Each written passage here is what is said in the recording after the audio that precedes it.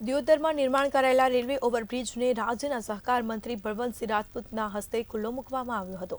જ્યારે 33 કરોડ ઉપરાંતના ખર્ચે બનેલો આ રેલવે ઓવરબ્રિજનું લોકાર્પણ કરાયા પછી રાત્રિ દરમિયાન વાહન ચાલકોને ભારે ઘસારો જોવા મળ્યો હતો। ઓવરબ્રિજ પર લાઇટોનો અભાવ જોવા મળ્યો હતો। આ બ્રિજ પર વાહન ચાલકોને શિયાળામાં વોકિંગ કરતા લોકોને ભારે હાલાકી ભોગવવી પડે છે। ત્યારે કરોડો રૂપિયા ખર્ચે નિર્માણ પામેલા ઓવરબ્રિજ પર લાઇટોની વ્યવસ્થા કરવામાં આવે તેવી માંગ ઉઠવા પામી છે। रेलवे ब्रिज નું કામ આજે ઓપનિંગ કર્યું આજે ઝગમગ થઈ રહ્યું છે। એ ઝગમગ તો માત્ર સાહેબ અત્યારે 2 દિવસ પૂરતું રહેવાનું છે, પણ આપણે સરકારને એવી માંગણી કરી છે કે એક એનું ધ્યાન દોરીએ છે કે જે અત્યારે ઝગમગ થયું માત્ર 2 દિવસ પૂરતું રહેવાનું। જો 33 કરોડ રૂપિયાના ખર્ચે આ બ્રિજ ખુલ્લો મૂકવામાં આવ્યો હોય તો અત્યારે માત્ર પબ્લિકની માંગ એવી છે કે રાતના ટાઈમે અહીંથી ચાલતા પબ્લિકને યા તો આવતા જતા સાધનોને ક્યારેક બની શકે તો એક્સિડન્ટ બિના બની શકે। તો આપણે સરકારને એવું ધ્યાન દોરીએ કે ગ્રામ પંચાયતને કે જેટલું શક્ય બને એટલું અહીં લાઇટની વ્યવસ્થા કરવામાં આવે તો બહુ સારું રહે। બનાસકાંઠાના દિયોદરમાં આ રેલવે ઓવરબ્રિજની કામગીરી છેલ્લા 5 વર્ષથી થતી હતી।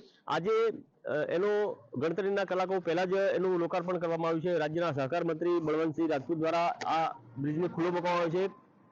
બાબર, દિયોદર, સુઈગામ અને કાંકરેજ તાલુકાના વાહન ચાલકોને લોકોને આ બ્રિજનો ફાયદો થશે। ચોક્કસથી જે પ્રકારે વાત કરવામાં તો આજે ઝગમગાટ દેખાઈ રહ્યો છે। આ ઝગમગાટ આજે ગણતરીના કલાકો પહેલા જ એનું લોકાર્પણ કરવામાં આવ્યું હતું, જેના કારણે આજે ઝગમગાટ દેખાઈ રહ્યો છે। 2 દિવસ બાદ આ ઝગમગાટ બંધ થશે, ત્યારે આ રેલવે ઓવરબ્રિજ લગભગ 2 કિલોમીટરના રેન્જમાં બનાવેલો છે। ચોક્કસથી અહીંથી પસાર થતા વાહન ચાલકોને ક્યાંક ને ક્યાંક અકસ્માત સર્જાય તો જવાબદાર કોણ? જે પ્રકારે અહીંથી પસાર થતા વાહન ચાલકોને ક્યાંક ને ક્યાંક આ અંધારપટ્ટી બ્રિજ પર ક્યાંક ને ક્યાંક દુર્ઘટના સર્જાય અને મોટી જાનહાનિ થાય એ પહેલા આર્મી વિભાગ દ્વારા પણ અહીંયા સ્ટ્રીટ લાઇટોની વ્યવસ્થા કરવી એ જરૂરી છે। લાખો કરોડ રૂપિયાના ખર્ચે જો આ બ્રિજ બનાવવામાં હોય છતાં પણ અહીંયા સ્ટ્રીટ લાઇટોની વ્યવસ્થા કરવામાં નથી આવી, એને માટે જવાબદાર કોણ છે એ પણ એ લોકોનો પ્રશ્ન ઉભો થયો છે। જે પ્રકારે વાત કરવામાં તો અહીંથી પસાર થતા વાહન ચાલકોને મુશ્કેલી ન પડે એ માટે આર્મી વિભાગ દ્વારા અને સરકાર દ્વારા પણ આ રેલવે ઓવરબ્રિજ પર લાઇટની વ્યવસ્થા કરવી એવી લોકોની માંગ છે।